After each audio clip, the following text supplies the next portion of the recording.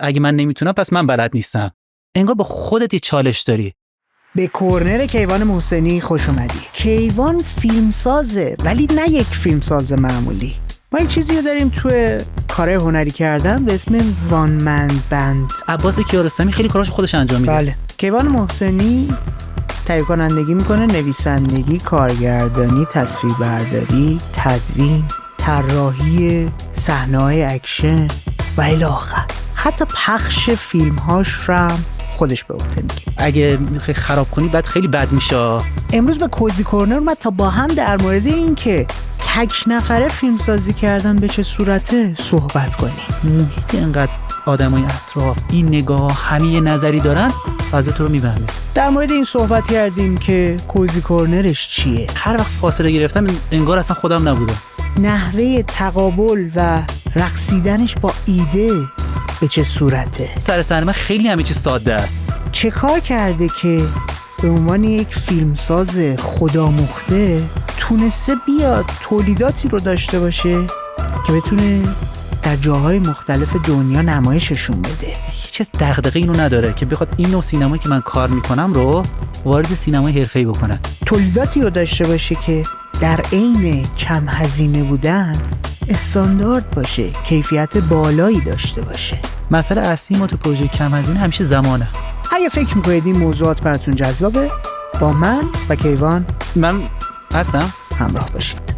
من فیلمسازیم که با فیلم دیدن فیلمساز شدم. حداقل میدونم. همیشه میگفتم خب یه صحنه همچین چیزی داریم، چجوری میشه اینو کرد فیلم؟ این یه تیکه کوچیک داریم، اینو بکنیم فیلم.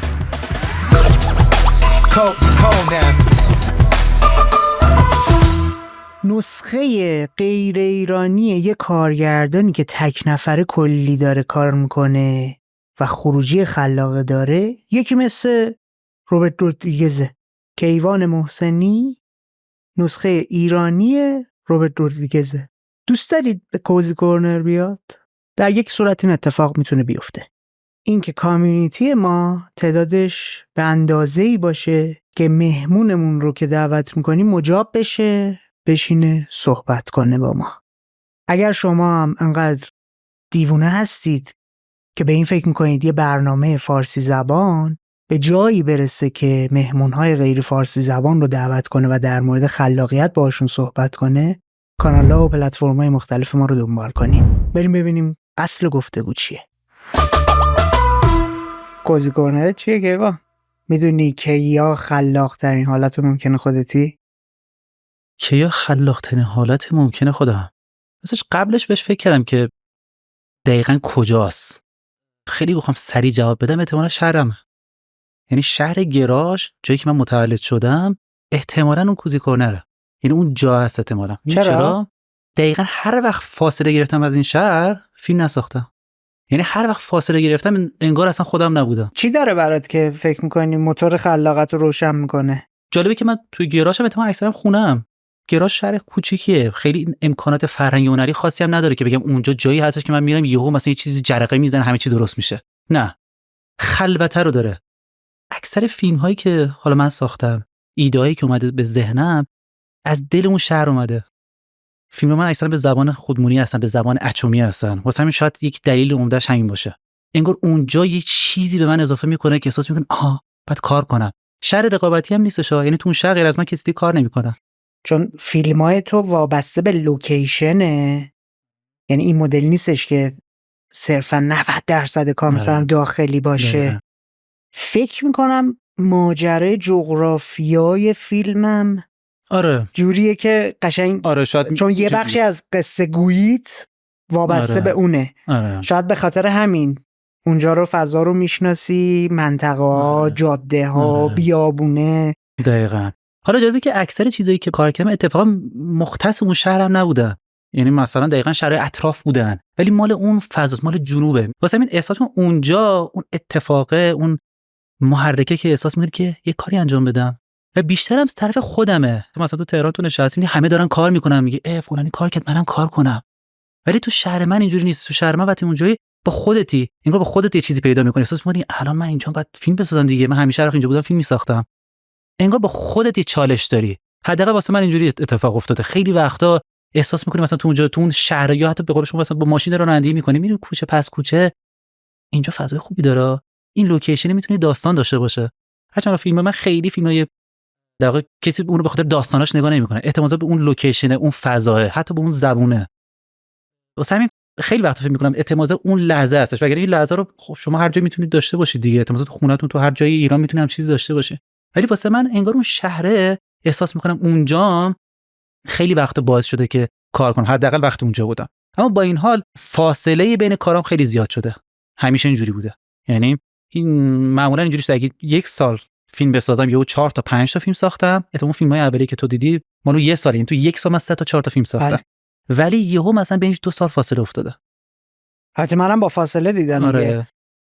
بذار قصه‌شو تعریف کنم. قصه آشنایی من با تو این بودش که یه فیلمی تو جشنواره فیلم کوتاه تهران دیدم. عجیب برام این بود که موقع تیتراژ بازیگر، نویسنده، کارگردان، تدوینگر، طراح فلان، یعنی دیدم غیر از یه بازیگر دیگه تمام عواملش خودتی و انقدر این برای من عجیب و جالب و شگفت انگیز بود که اومدم اسم تو سرچ کردم، هم روی ویمو هم روی فیسبوک. از اونجا داستان آشنایی و رفاقت ما شکل گرفت. 10-11 سال پیش، بیشتر شاید حتی. و همینطور که جلو اومدی، چون همیشه داشتم دنبالت میکردم، این تک نفر کار کردنه برای من اصلا عجیب، غریب، جالب و مقدس بود. حتی به شوخی به خودت هم گفتم از دید من تو روبرت رودریگز دهه 90 میلادی، چون اونم انقدر عشق و علاقه به سینما داشت، موزیکشو خودش کار میکرد، طراح صحنه‌های اکشنش بود، حتی جلوه‌های ویژه میدانیش هم خودش طراحی میکرد. یعنی همه کارهایی که تو هم با فاصله 20 ساله از اون انجام دادی تو زندگیت. این از کجا داره میاد؟ حالا تو صحبت اولیت یه اشاره‌ای داشتی که تو گراژ، چون من تکم، ماجرا هم ماجرای رقابتی نیست، فقط من فیلم سازی میکنم اونجا. این از اون نیازه بوده که کسی نبوده تا بتونید با هم تیم اپ کنید و هم گروهی بشید، خودت میرفتی گردن میگرفتی، یا از جای دیگه ای داره میاد؟ چون بذار بگم چیش یونیکه، وای نستادی تیم جمع شه، حالا فلانی میاد جوین میشه به پروژه، نمیشه، آسینه رو بالا زدی، خودت گفتی خب اوکی دیگه، الان مثلا ما همچین چیزی نیاز داریم، یکی باید انجام بده. خب کی هست؟ کسی نیست، خودم انجام میدم. این خیلی جالبه توی کار خلاق انجام دادن که وای نستی خودت بری همه رو گردن بگیری. خیلی جالبه. از کجا داره میاد؟ فکر کنم در ابتدا دلیلی داره که گفتی، یعنی خب کسی نبوده. یعنی در ابتدا من فکر کردم که خب میخوام یه فیلم بسازم، خب فیلم بردار که نیستش، بعد بهتره یه فیلم بردار پیدا کنم. خب کیه؟ هیچی نیست، در نزدیکی نداریم، خب بذار خودم فیلم برداری کنم. یعنی داستانش سر نبودن بود در ابتدا، ولی من فکر میکنم در ادامه به این شکل نبود. خب چون آقا بقیه وقتی همچین چیزی میشه کسی نیست نمیرن انجامش بدن. حالا میگم حالا شاید این دلیل بوده که ناخودآگاه من این کارو میکردم، شاید چیزی بود که بعداً فکر کردم که چه دلیلی داره من حتی الان که خب خیلی دوستا رو میشناسم که میتونم ازشون کمک بگیرم، وارد اون شرایط به اصطلاح حرفه‌ای شدم و میتونم از خیلی از افراد واقعا کمک بگیرم، حتی به صورت داوطلب تو پروژه‌ام باشم، باز ترجیح میدم که اون کارو خودم انجام بدم. من فکر می‌کنم یه بخشیش خب طبعا اون ناخودآگاه من تصمیم گرفته. اون ناخودآگاه از کجا اومده؟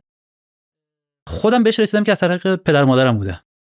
چه دلیلی داشته؟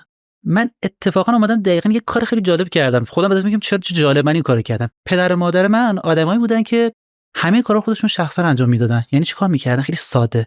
میرفتن یه رستوران کوبیده میخوردن، مثلا مامانم به بابام میگفت کوبیده رو چجوری میسازن؟ خودمونم بسازیم. و اصلا مامانم از این نمیترسید که 10 بار این کوبیده رو خراب کنه. و من اون بچه میدیدم اینو دیگه. این مرتب میدیدم که آها میشه خراب کرد تا به ایدال برسه. و الان مثلا به نظر من خیلی خوب کوبیده درست میکنه.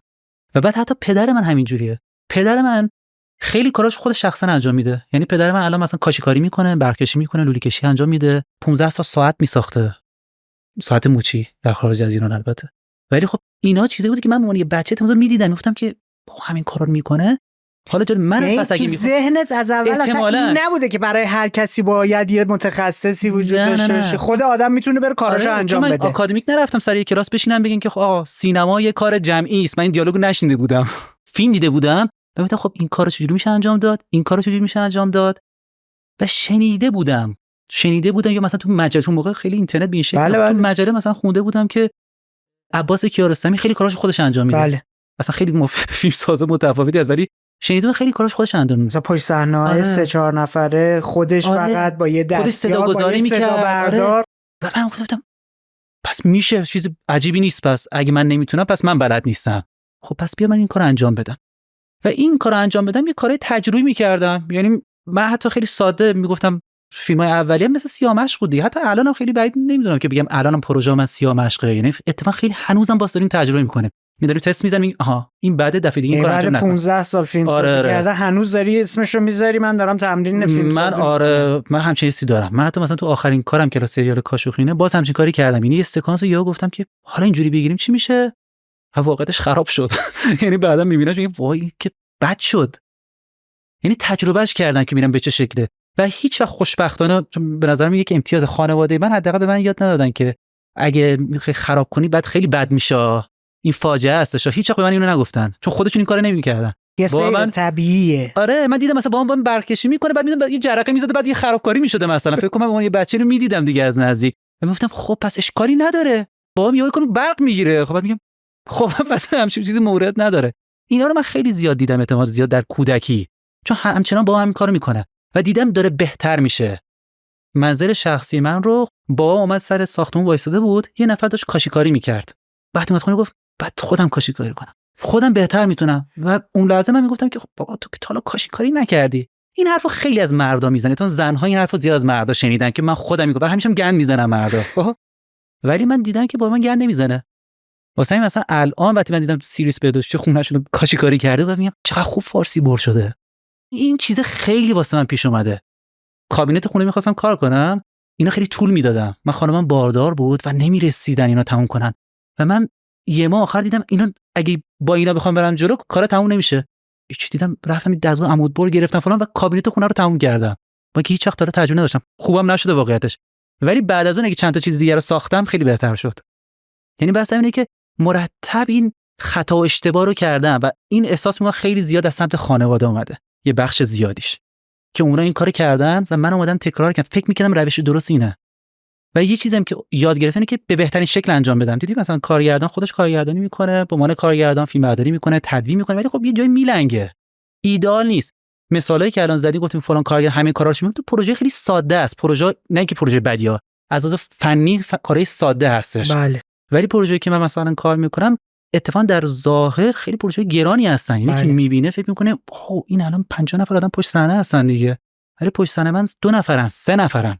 حالا برای کسایی که مثلا شانس اینو نداشتن کارای تو رو ببینن، بگیم و ببینن و بشنون که اکثر کارای تو صحنه‌های اکشن سنگین داره، داستان‌ها و فضاسازی‌هایی هستن که به قول معروف امضا داره، زبان خاص خودشه، لوکیشن خاص خودشه، ریتم و زد و خورد بالا داره، اتفاقاتیه که فیزیکال توش خیلی زیاده، درگیری‌های فیزیکی، تعقیب و گریز با موتور، با ماشین، پیاده حتی. خب اینا رو ما نداریم. آره دقیقاً. در فضای مستقل که اصلاً نداریم. در فضای حرفه‌ای هم هر چند سال یه بار فیلمی بیاد، اسمش حالا قدیم میذاشتیم دفاع مقدس، بعدن یه ذره مثلا گفتیم اسمش اکشنه، بعدن شد مثلا تریلر تور و فلان. نداریم. تو به عنوان یه فیلمساز مستقل رفتی سخت‌ترین کار ممکن رو دست گرفتی داری انجامش میدی. ما گفتیم اوکی، من از تو میپذیرم این حرفو که من توی یه خانواده‌ای بزرگ شدم که چون نیست، چون نبود، بیخیال باید بشیم، توش وجود نداشته. خود پدر و مادر جفتشون آدمایی بودن که میزدن تو دل ماجرا، انجامش میدادن. ولی مثالایی که داری میزنی از جنس فیلم سازی مثلا نیست که. یه مرزی هست. آره من ذهنیت این بودش که با خودم برم انجامش بدم، ولی فاصله است تا من خودم باید برم انجامش بدم تا برم انجامش بدم. قبول دارم تو کارهای اول تو داشتی آموزش میدیدی، تجربه کسب میکردی، از یک جایی به بعد که سمت حرفه‌ای بودن و حرفه‌ای گری رفتی، تو پروداکشن‌های حرفه‌ای بودی، باید ذهنیت عوض میشده دیگه، ولی باز هنوز داری اون مسیر رو ادامه میدی. اتفاقا بدتر شده الان. من پروژه خیلی سنگین کار کردم چون تو این 4 سال حداقل که خب کار شخصی خودم نبوده، کارهای دیگران بوده. فکر کنم دلیل اصلیش دوباره یک چیزی به نام، اگه بخوام عنوان دقیقش رو بگم، بی‌اعتمادیه. یعنی تو در روند پروژه افرادی میذاری سر پروژه که اصطلاحاً میگه کارو حرفه‌ای کنی، یعنی چیزی در واقع مسئولیت‌ها رو پخش می‌کنی. میگه آقا این کارو خب من به تنهایی انجام ندم، فوکوسمو بذارم اصطلاحاً روی فیلم برداریم، اصلاح رنگو بدم دست فلانی که متخصص این کاره. شاید حداقل این تجربه من بوده. من با آدمای بدی کار کردم از لحاظ حداقل کاریشون که این اتفاق واسه من افتاده مرتب.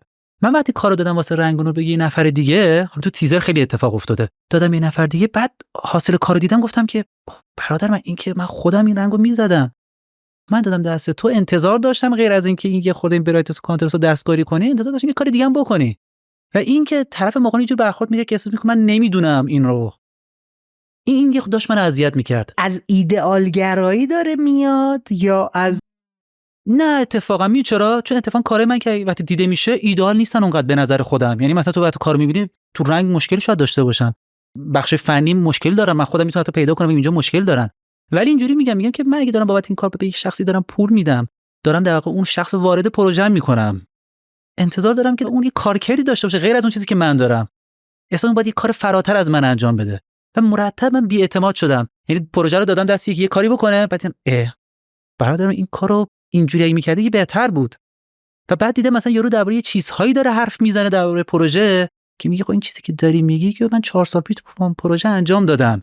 ولی چون اکثر فیلمسازا این کارو نکردن، طرف به راحتی درباره این مسئله به این شکل حرف میزنه، چون میدونی این حرف خریدار داره در واقع تو سینما. ولی خب به من نمیتونه همچین حرفی بزنه و من و کسای دیگری که شاید نمیشناسیم. این حداقل واسه من خیلی زیاد اتفاق افتاده. الان فکر میکنم بیشتر دلیل اینه که بی‌اعتماده. این ذهن الان بی‌اعتماده. وگرنه الان من میدونم که اگه من میخوام یه کار درست حسابی بسازم، منطقش اینه که من کارا رو تا حد امکان خود پخش کنم، وظایف رو. بله. چون من تفویض اختیار کنی تا بتونی تمرکزت رو بذاری. چون من به همین اندازه که امتیاز بردم از این مسئله ضربه‌ام خوردم دیگه. من سر صحنه بودم، داشتم دوربینو میچیدم که حالا پلانمو بگیرم و اون لحظه گفتم که کاش که گفری داشتم میرفت اون نوره رو اینجوری میکرد. ولی من سر صحنه به علت مشکل گفتم بیخیال، ازش گذشتم. ولی بعدا میفهمی که چقدر مهمه این مسئله. حالا سر صحنه طبیعتا واسه من مرتب داره اتفاق میفته، میفهمی ولی چاره‌ای نداریم. این چاره‌ای نداشتم، من بعضی وقتا ترجیح دادم به این که بگم خب یه نفر رو بیارم سر پروژه‌ام و بگم که من فلانی رو آوردم ولی هیچ فرقی نکرد پروژه‌ام. این واسه من تو بخش تیزر تبلیغات خیلی زیاد اتفاق، چون من اکثر تجربه این 4 سالم بیشتر گذاشته تو این بخش. پروداکشن سنگین، افراد کاربلد، اینا رو آوردن که با اینا تمرین کنم. پروژه گنده، من سر یه سریال 11 تا دستیار داشتم. اصلا هم چیزی تو واسه خودم اتفاق نیفته بود. دستیار من هم دستیار فیلمبردار، هم دستیار کارگردان، هم دستیار تولید. همزمان که من دارم فیلمبرداری میکنم دارم فکر میکنم که خب این پلانو گرفتیم بریم غذا رو بعد کجا بریم، چند نفریم، دارم میسازم. تولیدم خودت دست گرفتید. و این تولید دست گرفتن سر صحنه یعنی فاجعه. یعنی شما همین لحظه 30 نفر به سر صحنه دعوا کنه، من اون شخصم که بعد برم با این شکل دست بیاقه بشم. بگو هر کارگردان اصلا کار حرفه‌ای نیستش. خب و من بارها دیدم که خیلی اصلا وقتی اینو تعریف می‌کنی میگی که خب این که یعنی سری میرن کنار، محصولو که میبینن میگن که نه این کارگردان داره چرت و پرت میگه، این محصولی که به وجود اومده مال این حرفه نیستش. من زیاد اینو شنیدم. بعد جایی مجبور میشی عکس پشت صحنه بذاری. من یکی از دوستام گفت چرا فیلم نمیذاری؟ گفتم برادر من یه آدم ندارم بیاد کمک بده سر بعد یه آدم بیاد فقط فیلم پشت صحنه بگیره. خب تمام اون افرادی که سر صحنه ما خب نه تنها مبلغی نگرفتن، خیلیشون حتی عشق سینما هم نیستن. یعنی یک دافتر دوستن، رفیقن، مثل رفاقت اومدن توی صحنه و اینقدر دارن مایه میذارن توی صحنه که تو حتی میگی دمت گرم اومدی مرسی آقا فردا میتونی بیای سر صحنه، امکان واسط داره. و اگه طرفی که من فردا نمیام، تو میگی خب این نمیاد، بعد چیکار کنیم؟ چجوری بدون این میشه فیلم برداری کرد؟ بابا اصلا خودت برگشتی به من گفتی اینا مرامی اومدن و نمیدونم همه آشنا و فلان و این داستانا بودن. من خودم به شوکه شدم، چون داری قشنگ یه چیزی صحبت میکنی انگار که اطرافیان تو یه شور و هیجان و عشقی رو توی تو میبینن دقیقاً. که ناخودآگاه خودشونو میسپارن به تو، چون واقعا خروجی ها رو که میبینی این مدلی نیستش که این هنرور، این نابازیگره، فکر میکنی طرف مثلا این مثلا 100مین کارشه. نه. انقدر خروجی ها خوب نشسته، خوب در اومده. دقیقاً همینه. چه اتفاقی داره میفته دقیقاً؟ داری به امون میگی که همه چی وابسته به شخص خودته، پشت صحنه‌های خلوتیه، از اونور ذهن تو دائم داره به این فکر میکنه که آها دوربینه باید اینطوری باشه، نوره باید اونطوری باشه، صدای باید اونطوری باشه، فلان بازیگر فلان کو، یعنی همه چی رو در لحظه داری مدیریت میکنی. به قول خودت به عنوان مدیر تولید باید دغدغه اینم داشته باشی الان مثلا این پلانو جمع کردیم، غذای بچه‌ها اوه غذا رو سفارش هم ندادم و حواسم باشه اگه کاد دادم غذا هم سفارش بدم که تا مثلا بعدی برداشت بعدی رسیده باشه. چی رو داری تجربه میکنی توی صحنه که هستی؟ چجوری اصلا میرسی که اینقدر ذهنت 20 جای مختلف کار کنه؟ قبل از اینکه وارد این مسئله بشم خودم خیلی اذیت میشم وقتی فکر میکنم بهش. وای چقدر پیچیده است. چون معمولا کارهایی که من کار میکنم، افرادی که با من کار میکنن افراد عوض میشن مرتب، افراد ثابتی نیستن. یعنی افرادی که من باشون سریال رو ساختم، احتمالاً وقتی کار جدید میسازم حداقل تو تولید احتمال خیلی زیاد 80-90% اون رو تغییر میکنه. یعنی در واقع 3-4 نفر دارم حرف میزنم، یعنی شاید یه نفر از اینا شاید باشه. تیم ثابت هم نیستش که همیشه بگی مثلا 15 سال داریم با هم کار میکنیم. چون دلیلی که تیم ثابت نیست به خاطر اینکه اولا که خب خیلیشون افراد حرفه‌ای این کار نیستن، یا اگه همه بومیای گراشن، نه بومیون اطرافن، اینجوری میتونم بگم. حداقل توی سریالم به این شکل بوده که بومیون اطرافن. یعنی حتی شهر خود گراش انقدر نداشته که 4 نفر تو تیم ثابت برای خودت بتونی توی این سالها بسازی. نه. الان امروز که داریم صحبت میکنیم شاید بشه امروز، ولی مثلا تا سال 2019 حداقل به این شکل نبوده. این اتفاق نبوده، یعنی خیلی سخت بود کسی رو بخوای پیدا کنی. 2019 که کاشوخی نیست. آره. ولی مثلا اون موقع من از اطراف، از لار شهر کناری خودمون مثلا 1-2 تا بچه خوب پیدا کردم. احسان فرنا بعد اسمش هم بگم، که فیلمبرداری هوایی میکرد. تمام اون تصاویر درخشان، تصویرهای هوایی که توی باگ داریم یا توی کاشوخی اون پسره گرفته. و جالب از تو باگ شروع کردیم با هم. قبل از اون طرف کاری نمیکرد. تو باگ این درون رو خریدار کرد. قبلش حتی کار تصویربرداری هوایی نمیکرد. نه اصلا من فکرم همکاریتون رو میگی در باگ شروع کردی.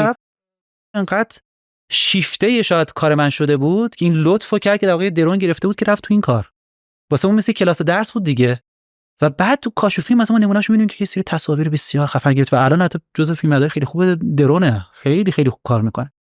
شاید یه دونه از مثال من ایشون باشه که حداقل من خودم نقشی در موفقیتش نمیدونم، میگم تو کار من بوده، چون خیلی از مثال دیگری هم دارم که اصلا هیچ کاری نمیکنن. الان مثال خیلی بیشتر دارم، مثلا میگم خیلی شخص خودش احتمالاً خیلی مشتاق، چون آدمی که با من کار میکنن لزوما سر صحنه خیلی چیزی یاد نمیگیرن، چون سر صحنه من خیلی همه چیز ساده است، خیلی نمیفهمه کسی چه خبره، کسی مانیتور سر صحنه نمیبینه که پلانو ببینه چی شد. مردم این صحنه روتین دارن میبینن، چون دوربین انقدر دوربین کوچیکه یه جایی وایسادی داره یه اتفاقی میفته، فقط اون لحظه اتفاق بعد میگه خب حالا بریم یه پلان اینوری، یه پلان اینوری. یعنی کاملا سبک برخورد میکنی که چوس و چابک بتونی جمع کنی، تعدادو ببری بالا، زمان تولیدو بیاری پایین. برای همین لحاظ هزینه‌ای هم حسه اینه که این الان یه بیگ پروداکشن و یه کار مثلا سنگینه ولی در عمل نیست. یعنی یه بخش عمدهش اینه که افرادی که سر صحنه هیچ پولی نمیگیرن. خب وایسا، تو خروجی تاثیر نذاشته؟ من تمام تلاشم میکنم که نذاره. به نظر خودم یه جایی میبینم میگم که کاش اینجا اینجوری بود، ولی کسی که میبینه چون صد من رو نمیدونه کجا بوده دیگه، چیزی که میبینه فکر میکنه خودت مثلا کاشوخونی میبینه میگه تو ضعفای کارو میدونی. من میدونم کجا رو میبینی که میتونست اینجا اینطوری باشه، ولی چون تو تولید ما این محدودیت‌ها رو داشتیم. مخاطب خارج از ایران اون خیلی بهتر درک میکنه پروژه لو باجت، چون در خارج از ایران این نوع پروژه ساختن این نوع فیلم خیلی چیز عجیبی نیستش. آخه بودجه که داریم بودجه خود نسبتمون اصلا یه چیز دیگه است. مثلا جوکی میمونه. نمیخوام کارامو چیز کنم، ولی لو باجت اونا مثلا $1,000,000 $1,000,000 نه $500,000. پروژه های اولیه اونا شاید مثال بزنم، پروژه اولیه که اونها مگه میساختن دقیقاً اونها با دوستاشون میسازن. البته بگم من وقتی میساختم هیچ وقت فکر نمی‌کردم اونا چیکار میکنن. الان پیگیرم که میبینم اونا چیکار میکنن، یه پادکستو میشنم بعد میگم این سینمای مستقل اونور اونا دقیقاً این کارا رو میکردن. خیلی چیز عجیبی نیست که تو بری خونه مادرت فیلم برداری کنی. خب الان اینو گفتم یاد فالوینگ نولان افتادم. خب لوکیشن خونه فک و فامیل همه بازیگرا دوستا و آشناها و حتی فامیل و اقوام و هم راضی نیستن. یعنی ناکن وقتی من میگم چرا میگم فاصله میفته بین فیلمای من، یکی از دوستان سر صحنه بود با من سر یک تیزر تبلیغاتی کرده، خیلی رفیق خیلی خوبی هستیم، من رفیق کاری، من رفیق اونجوری خیلی کم دارم، و از اون شخصای نمره یکمه که برم سراغش. میگفت که سر صحنه وقتی با کیوان موسیقی هستی چنان ملال‌آور، چنان زجرآوره خب و اصلا هیچ چیزی شبیه فیلم ساختن نیست، ولی خیلی فانه. چرا؟ یعنی چی مثل فیلم ساختن؟ قدیم نمی‌دونم یعنی چی. الان میدونم که سر صحنه مثل که فیلمسازا استراحت میکنن، مثل که مثلا بینش یه وقفه‌ای هستش میشینن چای میخورن. خب ما سر صحنه اون همچین چیزایی نداریم. آماده سازی‌های صحنه و چون ما داریم انجام میدیم همه چی و خودتون یه تیم کوچیک باید انجام بدید. اینطوری نیستش تو به عنوان کارگردان بری بشینی دقیقاً بچه‌ها مثلا تصویر بیا بگن صحنه آماده شده یا بگیم 2 روز بچه صحنه کار دارن. نه خب ما خودمون این کارو داریم، واسه اصلا شرایطی نیستش. نه که من نمیدونستم، وقتی در جریان کار قرار میگیرم دیگه انگار پاک میشه. این میدونم که آقا قرار نیست کسی این کارو بکنه، قرار نیست غیر از من کسی رو بگیره دستش. سر کاشوخین بچه‌ای که بودن سر صحنه به من کمک کردن کسانی بودن که مثلا واقعا جایی نقش کمکی خیلی بیشتری داشتن، مثل فیلم باگ نبوده. چرا؟ چون پروژه سریال بود. نمیتونم بگم من به تنهایی کنترل میکردم که آره غذا برسه، نه، اونا هم کنترل میکردن. همین بچه‌ای که سر صحنه کاشوخین با من بودن، اگه من مثلا 20 تا وظیفه داشتم، اونا هم 20 تا وظیفه دستیاری داشتن. یعنی اونا هم همینجور به همین شدت کار داشتن. یعنی طرفی ما سر صحنه واقعا شاید مثلا عنوانش دستیار کارگردان بود، ولی همه کار میکرد و این واقعا هر کسی این کارو نمیکنه. آدمی که ادب وسط حرفه‌ای کار میکنن اصلا همچین کاری نمیکنن، هیچ وقت همچین کاری. کسانی که دوست دارن یاد بگیرن، حالا ما بگیم اونا که عشق فیلمن، من متاسفانه اون افراد تو شهر خیلی سخت پیدا میکردم. اونایی که اعتماد به قول تو شیفته اون هیجانات من سر صحنه بودن. چون سر صحنه میگم یه جاهای انقدر وضعیت اسفباره که من انقدر ساده باش برخورد میکنم. بعدا متوجه شدم که من دارم خیلی ساده باش برخورد میکنم. کی متوجه شدم؟ زمانی که سر یه پروژه مثلا 60 70 نفر آدم سر یه شکستن شیشه ماشین 40 نفر آدم داشتن فکر میکردن که چیکار کنیم، که این شیشه رو بشکنیم چجوری اینجوری بشه، بعد فلانی بیاد بدل کار فلان بدیدین. من داشتم فکر میکردم که بگیریم دیگه، مشکلمون چیه الان؟ گفت نه این باید فلانی بعد آخر گفت نه این هزینه شیشه رو جز چیز اصلا نبوده تو فیلمنامه. یعنی یه چیزایی بود. نمیخوام بگم تو همه پروژه ایران اینجوریه، نه میدونم از چه جنسی داری حرف یه جایی بود که مثلا میگفتی خب آقا این چرا داره گیر میکنه. و جالبه که یه جاهایی داشت صحنه دکوپاژ میشد، منی که خیلی داشتم ادعا میکردم که من خیلی سری میگیرم، اونجا داشتم یعنی قفل شده بودم و من هیچ ایده‌ای نداشتم. محیط انقدر آدمای اطراف این نگاه همه نظری دارن، فضا تو رو میبنده. برای همین پس گفتی اون بنده خدا داره میگه که فضای پشت صحنه تو آماتوریه، خیلی آماتوری. چون تو نرفتی تو اون چارچوب هایی که فعالیت حرفه‌ای داره تو رو محدود میکنه خودتو نگه داری. یه پشت صحنه خیلی معروفی هستش تو یکی از این مجموعه های کرایتریون که برای کیارستمیه، تو اون مستنده کیارستمی هم دقیقا همینو میگه من همیشه خودم روی فیلمساز آماتور میبینم چون به واسطه این تفکر اجازه فعالیت خلاقه به خودم میدم. اجازه اینو مثلا میدم که یه سری چارچوبا رو بشکنم، یه سری فضاها رو برم تجربه کنم. دقیقاً همینه. تو هم جالبه از یه جای دیگه دقیقاً داری همینو میگی. یک جا یکی نقد نوشته بود که کیوان موسینی داره سینمای آماتوریسم و فریاد میزنه اینا. بعد آماتوریسم چیه دارن میگن؟ بعد دیدم آها آماتوریسم وقتی میگه آماتور میگن اصلا به معنی بدی نیستش. آمو یعنی عشقه. بله. و از این میاد. یعنی یک سری از افراد که با عشق دارن این کارو انجام میدن. و اون موقع خیلی جذاب شد. گفتم چقدر آقا من با افتخار یه سینماگر آماتوریستم و احساسم تو این فضا اتفاقا خیلی بهتر میتونم کار کنم. یادم اولین تیزری که ساختم اومدم با یه دوربین خفن کلی آدم جمع کردم، اینا همه می‌خواستم بسازم. دیدم هیچ کدوم از این امکانات هیچ تأثیری در اون کار خلاقانه که من می‌خوام بکنم نه تنها نداره و الان گیج شده بودم حالا باید دوربین کجا بکارم. خیلی سخت بود اون شب. گفتم وای چجوری بعد انگار کارگردانیمو فراموش کردم. بعد واقعا 3 سال 4 سال واسه من زمان بود که من این کارو انجام بدم، آروم آروم بفهمم آها این فضای بین سینمایی همون آماتوری رو با سینما حرفه‌ای بتونم یه تعادلی بینش ایجاد کنم. پس امروز اگه بخوام فیلم بسازم طبیعتا نه به اون شکلی که مثلا کاشوخین رو ساختم میسازم، نه به اون شکلی که در واقع عزیزان دارن تو ایران میسازن. حداقل من تو اون فضا احساس میکنم دچار مشکل میشم. خیلی خطرناکه بری سر صحنه‌ای که مرتب وایساده میگه این کارش چیه؟ این چرا وایساده اینجا؟ الان این حضور این شخص چه کمکی داره به داستان میکنه؟ مرتب داره زمانهایی رو از دست میدی سر صحنه که میگی وای اگه این زمانه بود چه کارا که نمیشد کرد. یا بعضی وقتا یه سری تجهیزات سر صحنه میبینی و میگی اگر این تجهیزاتو من داشتم چه کارا میکردم. این چیزای این چنین مرتب میاد تو ذهنت که میگم به درد من خیلی خورده، چون من مرتب سر صحنه نشستم که خب چه کاری داریم اینجا اشتباه انجام میدیم که من انجام ندم و چه کاری خوبه که من انجام بدم، یا چه کاری از طرف من خوبه تو کارهای من بیاریم تو اینجا که تو این مسئله من ناموفق بودم. چون اصلا امکان پذیر نیستش. نه تنها انگیزه‌ای وجود نداره، هیچ چیز دغدغه‌ای اینو نداره که بخواد این نوع سینمایی که من کار میکنم رو وارد سینمای حرفه‌ای بکنه. نمیخوام بگم حتی درسته، حتی شاید غلط باشه. علتش فکر کن چیه؟ خیلی صادقانه بگیم من چون فیلم لو باجت میسازم و ظاهر گرانی داره، احتمال زیاد خیلی سریع نفر جذب میشه میگه آقا به یه فیلم بسازیم، انقدر بودجه میدیم یه فیلم خفن بساز. دیدم خیلی اصلا علاقه بی مسئله نیستش. بعد دنبال میدم که خب چرا علاقه ای ندارن؟ خب این فیلم که جاش کمتر در میاد، طرف داره میگه آقا این فیلمو فلان کنیم، من میگم آقا بیا با فلان دوربین بگیریم، همون کیفیت میشه. وگرنه منم بعدم نمیاد کارم با دوربین سنگین بگیرم، ولی میدونم با دوربین سنگین چه مشکلاتی داره واسه پروژم پیش میاره. پس میگم اون دوربین، باز دوربین بعدی نمیگم، باز دوربینی دارم میگم که آقا تو فضا مستقلم حتی استفاده میشه.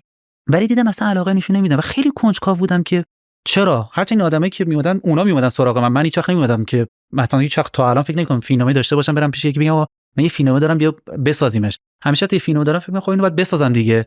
ولی متوجه شدم که اونها علاقه اصلا به مسئله ندارن و آروم آروم راستش متاسفانه خیلی بد متوجه شدم که چیزی که متوجه شدم خیلی بده که اتفاقا کم هزینه کردن هیچ نفعی واسه این عزیزان نداره. هیچ سودی توش نیست.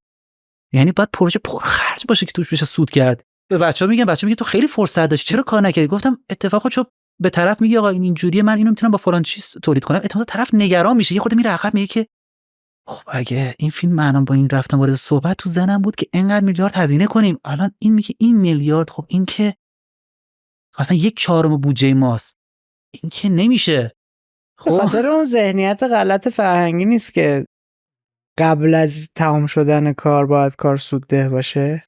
100% میتونم بگم شاید اینجوری بگم. آره چون توی پروژه‌های تصویریمون هست، آره. توی پروژه‌های تبلیغاتیمون هست، من اینو تجربه نکرده بودم واقعا، ولی سری سریال بودم دقیقاً همینجوری. یه مدیر تولید اومد پیش من گفت که ما داشتیم پمو با یه تجهیزات کار می‌کردیم. اومد پیش من گفت که کیوان من مدیر تصویر بودم تو اون سریال، گفت که شنیدم که تجهیزات مشکل داره. گفتم تجهیزات خوبه، همه چی اوکیه، دوربینمون خوبه، همه چی عالی، تجهیزات لنزای خوب داریم. می‌خواستم بگم دیگه چی می‌خواید دیگه، این همه امکانات بردار دارن با این فیلم سینما می‌سازن تمام دنیا. بعد گفت نه من چیزه فلانی، حالا یکی از دوستانو صدا زد و گفت که این چی بود گفتی؟ من اینا بعد گفت آره این همش خرابه، این فلان این داره اذیت میکنه، پایش اینجوریه، این فلان اینا. بعد گفتم اوکی اگه میدونین داره اذیت میکنه، ولی خب سر صحنه من گفتم اوکی پس عوض کنیم. بعدم فهمیدم که آها این که عوض کنیم معنیش یعنی در واقع با یه تجهیزاتی دیگری وارد، آره احتمال زیاد یه چیزی داره این اتفاق میفته، یا یه دعوا، نمیگم صرفا بحث پولا، یه دعوا یه چیزی رو کم کنی یه چیزی. بعد دیدم ها این اتفاقا خیلی زیاد هستش، خیلی شکل نرمال نداره. سر صحنه من یه جایی پروژه رو داشتم پیش می‌بردم، نه سر این سریال، یه جای دیگری پیش می‌بردم. به یک یورو پرسید آقا چقدر وقت می‌خوایم؟ گفتم من از مدیر تصویر یا از دستیار می‌پرسن که چقدر وقت می‌خوام واسه حالا ستاپ نور این چیزا، چیزی که البته منم قبلا تو ترجمه نکرده بودم.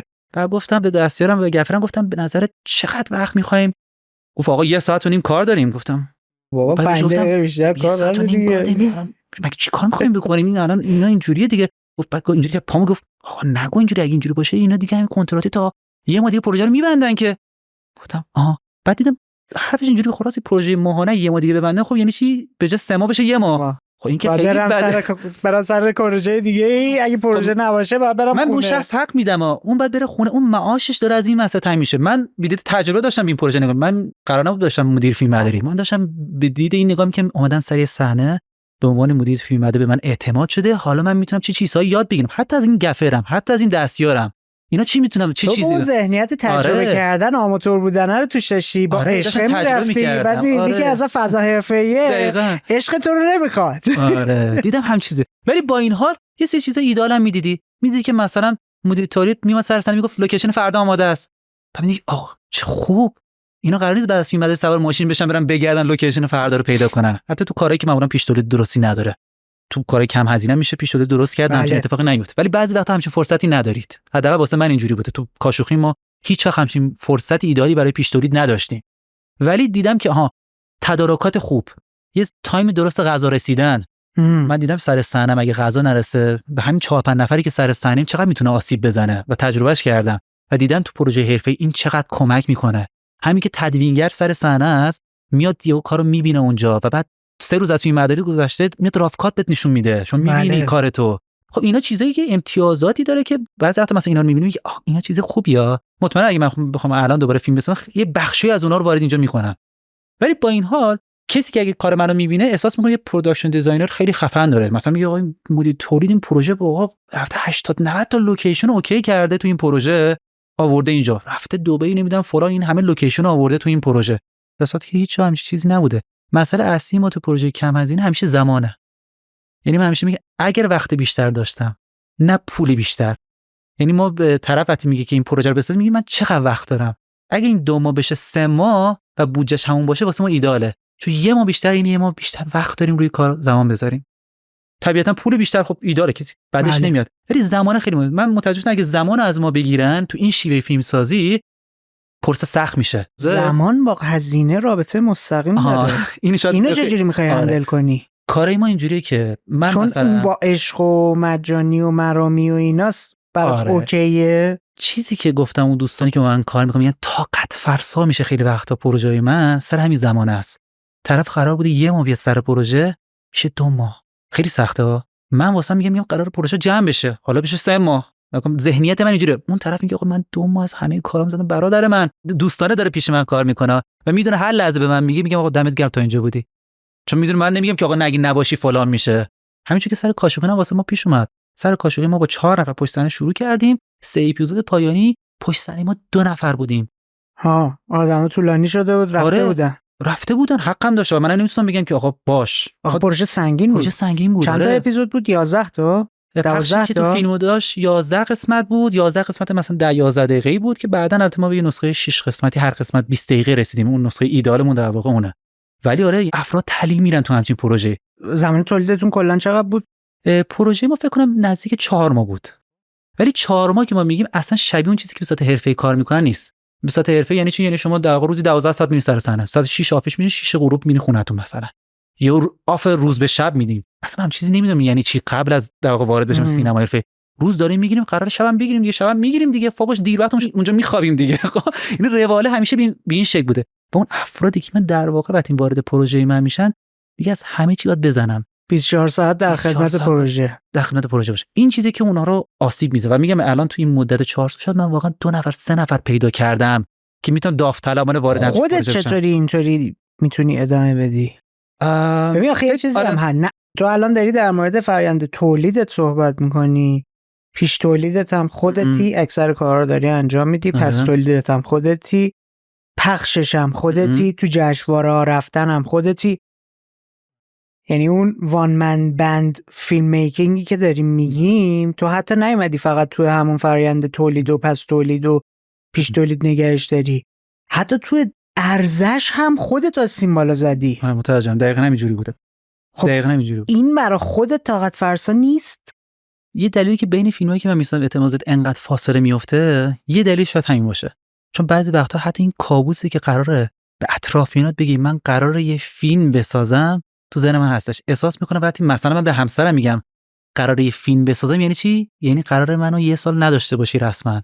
من 1 سال نیستم سختیش اینه. فکر کنم وقتی به خانواده‌ام میگم من قرار فیلم بسازم میگن خب قرار اعتمادیات ما 1 سال درگیر باشیم، اعتمادات تلویزیون خونه بره یا مبل خونه بره. واسه همین اتفاقا الان هر چی زمان بیشتر میگذره تنها تر میشی، چون اطرافیان دیگه خیلی سخته بخوان با تو سعیم بشن، چون تو هم دغدغه‌ات خیلی گنده تره دیگه، کارات ساده نیستش، تو میخوای خیلی کارهای بزرگتر انجام بدی و کارهای بزرگتر دیگه با این بودجه با این شرایط دیگه نمیگنجه.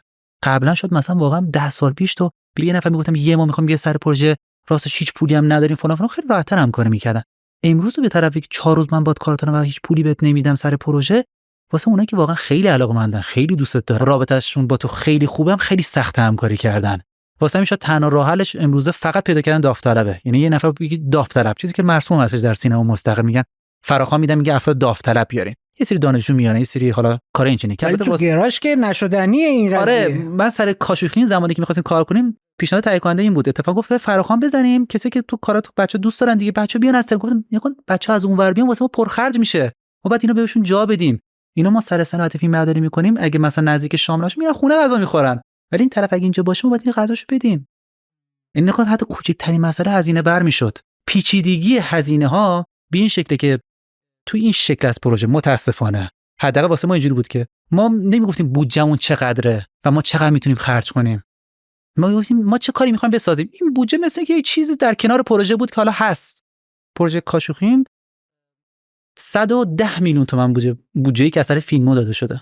سال 2019 میشه 5 سال پیش 88. آره. 98 بله.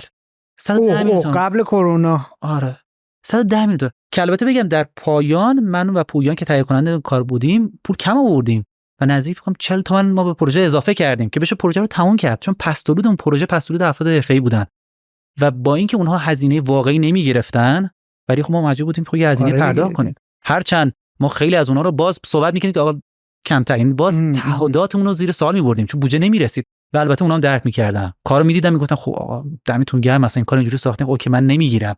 اکثر بچه پس‌درود بینیش با ما همکاری کردن و قطعاً هم تو همچین پروژه‌ای که به این شکله واقعاً هم دمتون گرم، چون من تا حالا غیر از سریال شما سریال ایرانی دیگه یا ندیدم که پخش بین‌المللی داشته باشه، VOD های غیر ایرانی غیر فارسی زبان منتشرش کرده باشن، تو جشنواره‌های سینمایی و سریالی دنیا رفته باشه و شرکت کرده باشه و آدم‌ها رو شگفت زده کرده باشه و بعد از اون ور به قول خودمون استایل آماتوری ساخته شده باشه. آره. یعنی این خودش یه چیزیه که واقعا دمت گرم داره. آره. حالا البته بگم یه نکته اینجا اضافه کنم، چون احتمالاً شاید بعضی از مخاطبینی که داری بچه‌ای مثل من باشن.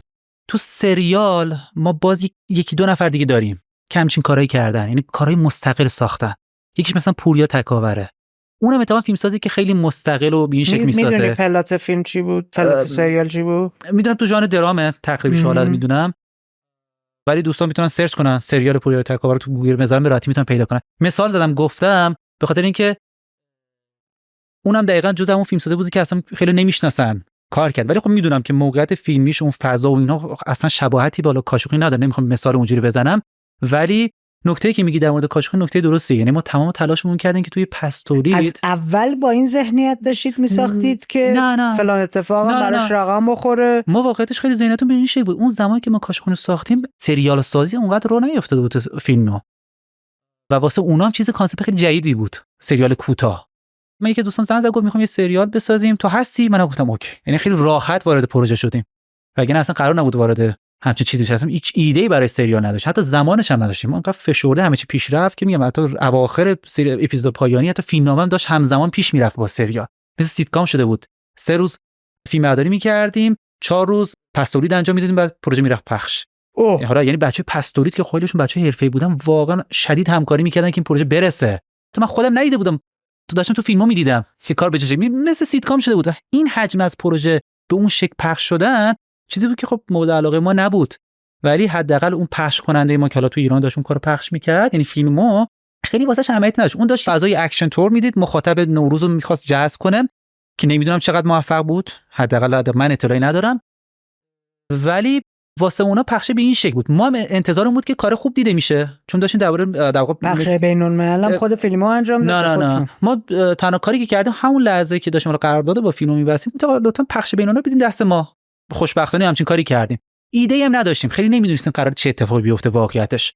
سریال ساختیم، کار تو فیلمو پخش شد و من بعد از یه سال که بعد از 6 ماه فکر کنم کمتر 6 ماه دیدم پیشنهادهای تازه، کارهای تازه، فلان اینها. اصلا من به خاطر اون اصلا اومدم تهران، مدتی تهران زندگی کردم و اینها، خیلی تجربه خیلی بیشترم به دست آوردم.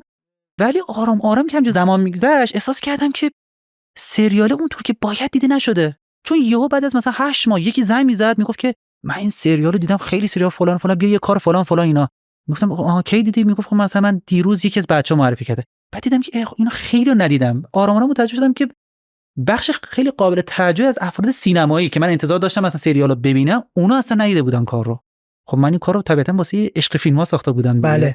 می‌خواستم اونا رو جذب کنم، دیدم اونا رو جذب نکردم، اونا رو ندیدم و نه تنها اونا رو جذب نکرده بود، اصلا نمی‌دونم چه سریالی ساخته شده. و این واسه من به عنوان یه فیلمسازی که در واقع کلی آدمو دعوت کرده بودن تو پروژه من، حالا جلو دوربین من خیلی شلوغ‌تر از پشت دوربین من بود. اینا هیچ هزینه نگرفته بودن، احساس کردم خیلی زحمت کشیده بودن این افراد. خودت مسئول می‌دونستی. آره خودم مسئول می‌دونستم و اون موقع گفتم وای چرا این کار اونجوری که باید دیده نشده. هر از گاهی این چیزا رو میدی که یه نفر بهت زنگ میزد میگفت آقا دمتون گرم، من خودم پروژه میگرفتم، مثلا بعد از اون کلی اصلا مدیر فیلمبرداری شدم بعد از اون سر پروژه مختلف، ولی احساس می‌کردم که آقا این کار چه درست دیده نمیشه. اون موقع یهو بزنم که آقا بذار خودمون پخشش کنیم درست اینا، که اومدیم یه خروجی 6 قسمتی از اون پروژه گرفتیم و احساس می‌کردیم این فرمت بهتری از این سریال هستش که اونا دوباره واسه ما هزینه بر بود دیگه، چون دوباره بعد یه سری کار انجام میدیم. آره این چیزی میگم 2 سال بعد بودا، بیشتر شد 2022. و سریع رفتیم سراغ پلتفرمایی که در دسترس بودن، مذاکره کردیم حالا و شروع کردیم به پخش کردن و فقط واسه این بود که پخش بشه. شاید حالا مثلا جایی که خودم خیلی افتخار میکنم به پخش میگم آها خب فلان جا پخش شد، اونم پخش تو فیلمین اسپانیا مثلا با زیرنویس اسپانیایی کار پخش شد و واسه من تو 3 ماهی که داشت کار پخش میشه خیلی جذاب بود، با کی چیز بازخورد خبری هم نداشت هیچ جایی حتی، ولی واسه من خیلی حس خوبی داشت که داره یه کار با زبون در واقع زیرنویس اسپانیایی داره کار پخش میشه و اونا دوست دارن این کارا رو. خیلی جذاب بود این مسئله. برخوردایی که توی جشنواره‌ها می‌دیدی چه جوری بود؟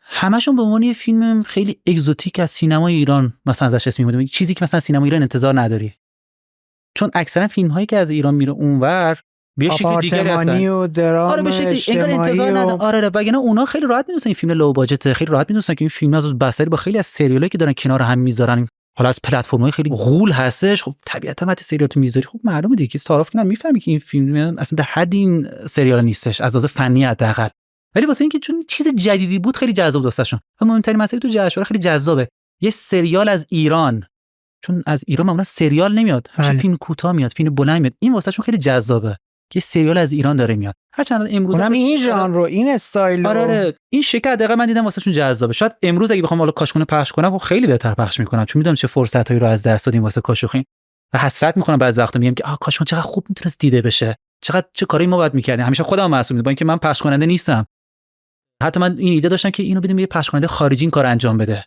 یه بخشم اقدام کردیم دیدیم داریم هزینه‌ای میکنیم، دیدیم نه وقتی دیدم این هزینه اون چیز ایداله واسه ما اتفاق نمیفته، گفتم بذار خودمون انجام بدیم اون چیزی که همیشه دوباره اتفاق میفته، حالا بذار خودمون انجام بدیم.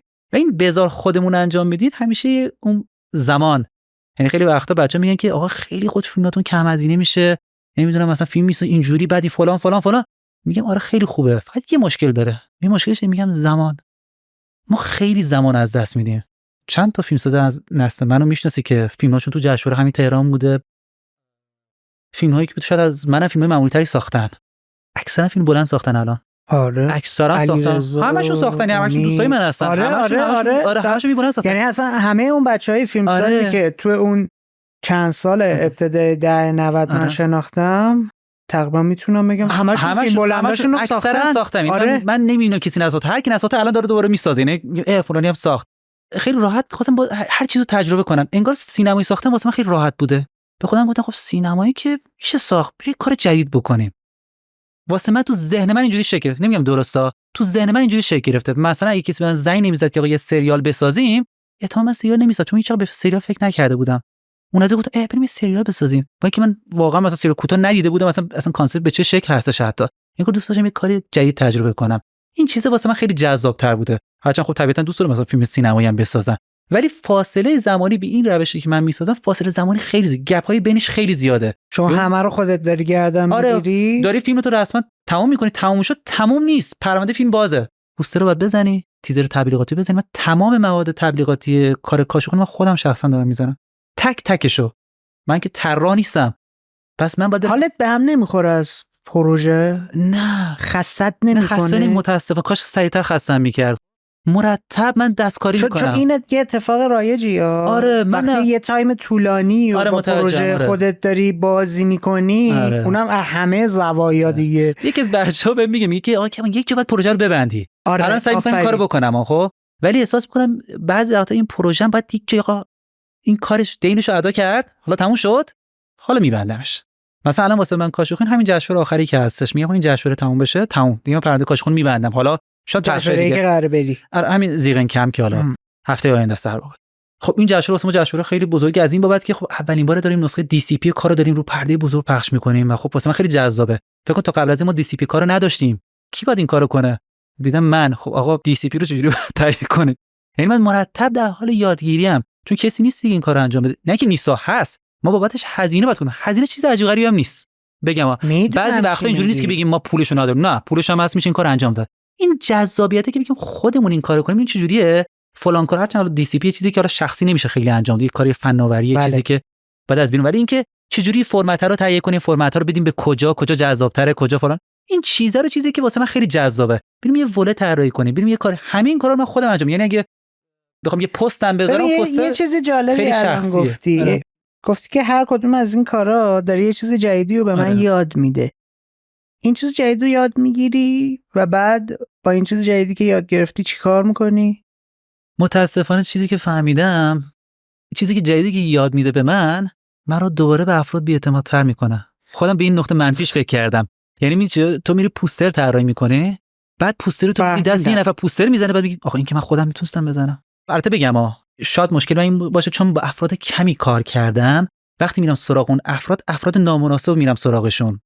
من اون روندی که مثلا 10 سال 15 سال با یه سری افراد مختلف کار کنم که آدما رو پیدا کنم، بشناسی کدوما شیمیه بینتون اون به وجود نیومده. واسه همین میرم سراغ اون گزینه بعد، وگرنه قطعاً کلی آدم داریم اینجا که بهترین پوسترایی میزنن که از پوستری که من میزنم میتونه کلی نقص بگی آقا این چه پوستری که شما زدی که افتضاح است آقا.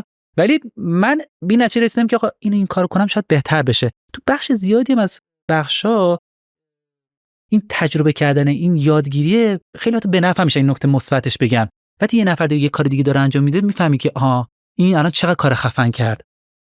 من واقعا مثلا سر کاشوخین اینو چون با بچه پستوگی بیشتر کار میکردم متوجه شدم آها مثلا آقا این کارو یه فلان شخص داره تدوین میکنه، این بخشو چقدر خوب تدوین میکنه، این ایده تدوینه چقدر میتونه به کمک من کارگردان بیاد. ولی وقتی کارگردان خودش کارشو تدوین میکنه، خودش کارو فیلم برداری میکنه، آسیبایی که میزنم کم نیستش. اینا چیزایی که به نظر نکات مثبتش هم بوده. یعنی داری میگی که این به قول معروف فضولی کردن و سرتو توی سوراخ‌های مختلف کردن که کار رو خودت انجام بدی هم کمکت میکنه که فرایند خلاقه آدم‌های دیگر رو بفهمی و درک کنی، هم داره بهت این رو نشون میده که بتونی توی نگاه انتقادی خودت، نگاه نقادانه خودت تجزیه و تحلیل کنی، بفهمی این بهتره، اینجا این ضعفو داره، اینجا حتی خودم میتونستم خروجی که این طرف بهم داده رو داشته باشم، او فلان آدم که اومده چقدر کیفیت کارش بالاتره، حواسم باشه اگه بخوام بعداً باهاش کار کنم. یعنی این فضا رو بهت میده که شناختت از اتفاقات و محیط پیرامونش کاملتر بشه. سوال من اینه که چه کمک و چه تأثیری روی فرآیند خلاقه خودت میذاره؟ آیا به خودت این کمک رو میکنه که یه جور دیگه‌ای ببینی، یه جور دیگه‌ای فکر کنی؟ ببین تو همزمان که ذهنت داره درگیر نوشتن پروژه است، درگیر کارگردانیشه، درگیر طراحی صحنه اکشنشه، درگیر تدوینشه، یه مدل خروجی خواهی داشت، یه مدل رفتار نسبت به موقعیت و اتفاقات و کار خلاقت داری، تا زمانی که صرفا فقط بخوای بیای به عنوان یک کارگردان بهش نگاه کنی، به عنوان یک مدیر فیلمبرداری بهش نگاه کنی. تفاوت اینا چه جنسه؟ چون اینو میدونم برای پروژه های خودت همه کار کردی، ولی برای پروژه های مختلف دیگه سرپرست نویسنده بودی، نمیدونم نویسنده بودی، مدیر فیلمبرداری بودی، تدوینگر بودیم. اون اصلیه رو به عهده گرفتم، باقیشو ولی سپردم به افراد دیگه. تفاوت چجوریه؟ تو پروژه خودم به این رسیدم که حداقل، یعنی مثلا اگه من بخوام یه پروژه بسازم چی کار میکنم؟ احتمالاً تلفیقی از این دوتا انجام میدم. یعنی سعی میکنم اگه بخوام یه فیلم بسازم مسئولیت خودم رو از 20 تا کنم 10 تا کمترش میکنم، چون متوجه شدم که اگه این 20 تا باشه توی پروژه سنگین داره یه جایی آسیب میزنه که وقتی فیلم تموم شد تو بعدا نمیتونی بگی اینجا ما همچین مشکلی داشتیم دیگه، نتیجه کار مشخصه اینجا اینجوریه. متوجه شدم که اون شکل اتفاقا یه جایی داره آسیب میزنه و برعکس دوباره اون شکلی که خیلی تعامل بین 40 50 نفر 60 نفر آدم وجود داره، یه جایی فهمیدم که اتفاقا داره خلاقیت من از من میگیره. یعنی چرا؟ چون منتظرم یه نفر دیگه یه کاری انجام بده و بعضی وقتا فراموش میکنم که اون لحظه مسئولیت اصلی با منه. من اینو متوجه شدم، یعنی یه جایی فهمیدم که خب من این همه آدم رفتم سر صحنه کارگردانی کردم، اینو اگه الان خودم میرفتم کارگردانی میکردم و فیلمبرداری میکردم، احتمالاً نسخه بهتری میومد، مخصوصا بین کارگردان و فیلمبردار. چون معمولا یه چیزی حالا هستش که بچه‌ها میشینن پشت مانیتور تصویر رو میبینن، چیزی که اصلا چیز بدی هم نیست، خیلی از کارگردان بزرگا این کارو میکنن، ولی من شخصا دیدم با این روش اصلا بلد نیستم کارگردانی کنم. من نمیتونم پشت مانیتور بشینم یه نفر دیگه اونجا فیلمبرداری کنه و من کارگردانی کنم، پشت دوربین دوست اصلا نمیتونم نمامو انتخاب کنم. من بلد نیستم به این شیوه، چون یک شیوه است دیگه. من بلد نیستم، چون بعضی میگن نه از این کارگردانی که میشینن پشت مانیتور، نه اینم یه شیوه است. خب این روش کنم، من باید حتما پشت دوربین وایسم، باید اصلا وایسم که ببینم چه اتفاقی داره میفته اگر قرار باشه خودم فیلمبرداری نکنم. کسری از کارگردانای معروف این مدلی بودن آره هنوزم هستم. آره میگم یعنی چیزی که من بر اساس تجربی رفتم بارا، چون خودم این کارو کردم. آره پشت دوربین خیالم راحت تره. من هنوز وقتی میخوام قابمو بچینم با دستم میبندم قابو. من نمیتونم از آرتیمیس بردارم با چیز. آرتیمیس خیلی چیز ایدال به من نمیده. بچا میگن خب چرا اینجوری میبندی، چرا اینقدر مثلا با این شکل میبندی؟ میگم این شکل خیلی به نظر کلیشه میاد اینا. خب من بعضی وقتا مثلا اینجوری میکنم، میگم خب اینجوری یه چیزا میاد، میگم نه من فقط دارم یه خورده دامنه اینجا رو تاریک میکنم که چیزی ببینم، چون بیشتر اوقات من یه دونه لنز داشتم.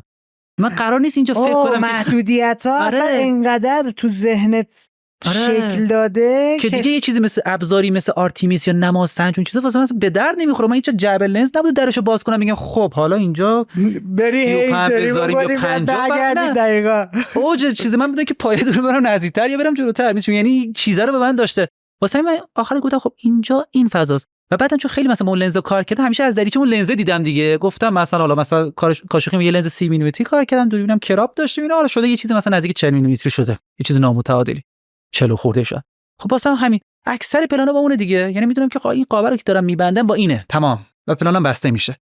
و خیلی وقتا من دوست دارم مثلا که اگر اینجا لنز وای داشتم چقدر خوب بودا، اینجا اینم بوده. من سر مثلا کاشوخی خیلی جا میبینم که اینجا این لنز چقدر کارکرد داشت، ولی نبوده دیگه، چاره نبوده دیگه. من منتظر نشدم حالا چه لنز چه خیلی چیزای دیگه، یعنی شاید یکی از چیزای فیلمسازی روش من هیچ وقت منتظر نشدم که صبر کنم ببینم کی این اتفاق میفته. و واقعیتش به این نتیجه رسیدم که هر موقع منتظر شدم اتفاق خوب نیفتاده، یعنی دیدم که برعکس شده، منتظر کسی دیگر رو افتاد. آره اون همون چیزی که گفتی هیچ وقت وای نستادم خودم رفتم یاد بگیرم انجامش بدم.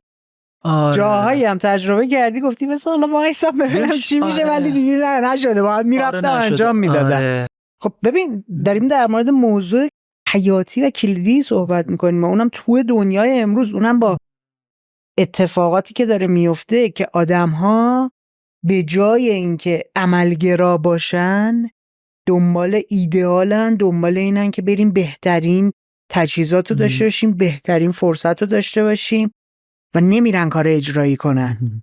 و خیلی نکته جذاب و درستیه که تو میگی که آقا من حتی گاهی به این ذهنیت نزدیک شدم و بعد فهمیدم عمل کردن، اجرا کردن خودت رو تو اجرای انداختنه خیلی بهتره تا اینکه وایسم تا موقعیت جفت و جور شه. دقیقاً این که تو سرتو تو هر سوراخی کردی، فضول کردی، یاد گرفتی، باعث نشده سر پروژه های بقیه میری سختی بیشتری تحمل کنی؟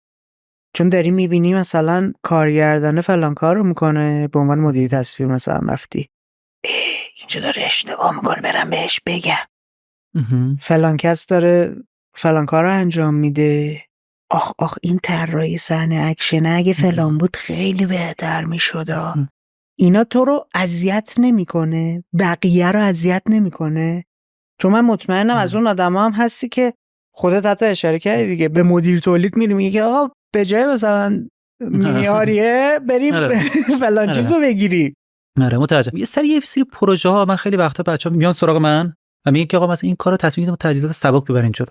خیلی وقتا شد اونجوری گفتم آقا این کاری که داریم این کار ما تجهیزات سبک نیست، این کارا رو باید اینجوری کنه، این کارا رو باید لنزهای فلان برداری اینجوری بشه، وگرنه این اینجوری نمیشه، در نمیاد. آره اگه این تصویر رو میخوای اوکی اینجوری، ولی اگه این میخوای این با این شکل در نمیاد. و بعضی‌ها متوجه شدم کارگردانی که مثلا شاید بار اول یا دوم دارن فیلم کوتاه میسازن، اگه من برم اون شیوه خودم باشون کار کنم رسما دیگه عملا اونو باید حذف بشن و من هیچ همچین کاری نمی‌کنم در حقشون، چون میدونم که این روش رو اونا جواب نمیده، چون ناخودآگاه سر صحنه دیگه میگه اونم کاری نداریم، اینم ولش کن، اونم ولش کن. خب طرف کارگردان میگه خب آقا من الان چیکار کنم؟ اصلا یاد نمیگیره فیلم سازی رو. فهمیدم. این مشکل ایجاد میشه. همین چیزی گفتم سر صحنه من وقتی هستی همین چیزی یاد نمیگیری، چون چیزی واسه یاد گرفتن نیست. یه نفر داره کارا رو انجام میده و تو اگه میخوای کاری کنی باید کمکش کنی. آقا این میخواد اینجا اینجوری بشه، بگی کمکش کن. دیگه نمیتونی حتی نظر دیگه پلانه به نظر ما اینوری باشم، چون اصلا پلان نمیبینی که بخوای نظر بدی.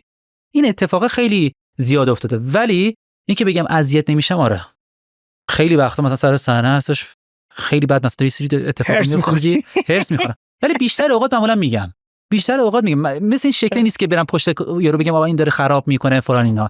ولی واقعیت سر صحنه بچا اتفاقا من راحت ترین موقع کارمه. من خیلی لذت میبرم چون خیلی راحته. من چای میگیرم دستم سر فیلم برداری، ولی مثلا اگه سر فیلم برداری خودم باشه احتمالاً من فازمت تو دستم، احتمالاً چسب برق تو دستم. خب من احتمالاً خاکی ام. خب من دخترم وقتی میام وارد خونه میشم میگه بابا تو کارت فیلم سازی و کارگری میکنی.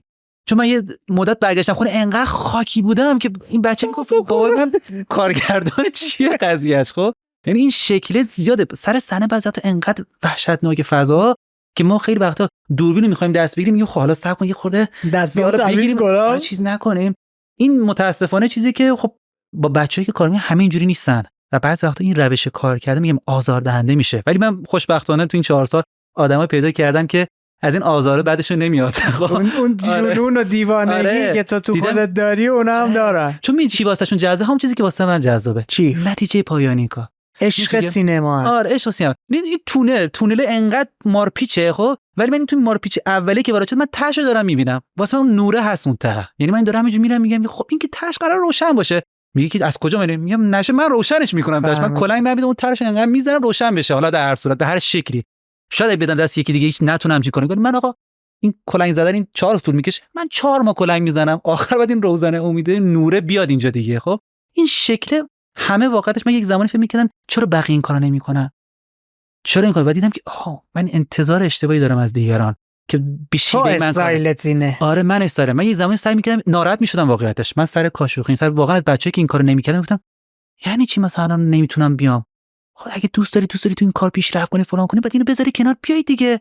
یعنی تو ذهن من اینجوری بود واقعیتش.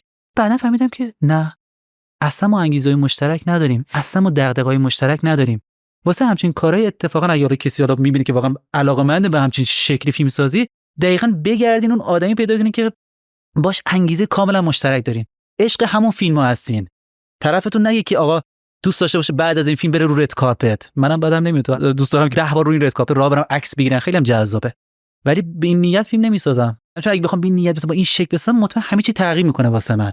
ولی افرادی که میریم باتون کار کنن شاید انگیزه اینو به شکل دیگریه. اون طرف واقعا واسش مهمه که اون عکس کاره واسش مهمه. چیز بدی هم نیست. من خیلی از بچه‌ها دیدم که واسهشون این مسئله مهمه. من واقعیتش سر صحنه اصلا هیچ ابایی ندارم که دوربینم حالا روش مد باکس نباشه، نمیدونم این تیپی که زدم نمیدونم فلان چیز الان نمیخوره اینا. شاید اینجوری باشه. روز اول سعی می‌کنم خوش تیپ برم سر صحنه، ولی در ادامه نمیدونم چی میشه. دقیقاً مثلا اون کارگر ساختمانی میشه. دیگه اون نمیمونه. و این چیزی که تو اکثر پروژه واسه من اتفاق افتاده. یه سوالی دارم ازت. تو در برخورد با ایده اولیه چجوری فکر میکنی؟ چجوری کار میکنی؟ چون تو در آن واحد مثلا 20 تا نقاب مختلف زدی دیگه. این هم نویسنده، هم تدوینگری، هم کارگردانی، هم طراح صحنه، همه کار چون خودت انجام میدی این نقش‌های مختلف، نگاه‌های مختلفی رو میطلبه. حالا وقتی ایده میاد سمتت، تو چطوری میری توی رقص با ایده؟ چی کار میکنی؟ من فیلمسازی هم که با فیلم دیدن فیلمساز شدم حداقل میدونم و همینجور در حال حاضرم ادامه داره. همینجور دارم فیلم میبینم و میگم آها این بهتر اینجوری باشه، این اینجوریه، این الان شاید الان خود جزئیاتی بیشتر میبینم، میگم آها این لنز کارکردش اینه، این نورم اینجوری میشه، یعنی باز مسائل فنی بیشتر دقت میکنم.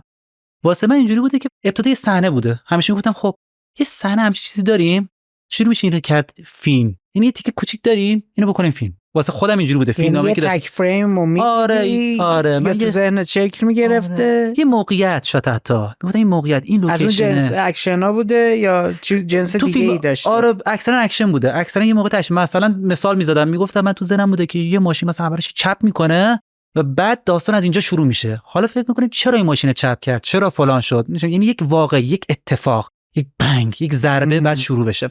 یه کنشی باشه دقیقاً مثلا اوپنینگات هم همین مدلیه، یه اتفاقی میفته. معمولا بعد حالا یا خطی یا غیر خطی میری بفهمی قصه چیه. یه معمولا اینجوری بیشتر جذاب بود واسم. احتمالاً برمیگرده اون ناخودآگاه من از فیلمایی که دیدم.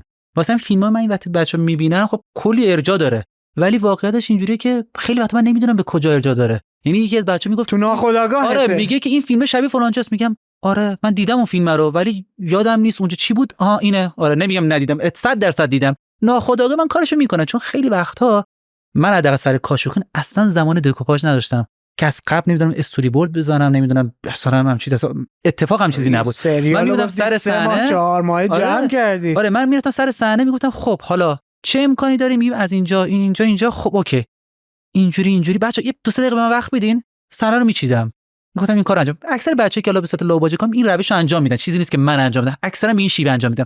احتمالاً اون روشی که انتخاب میکنیم، اون شیوهی که انتخاب میکنیم برای دکوپاژ اونجاست که ببینیم کی بهترش انتخاب میکنه.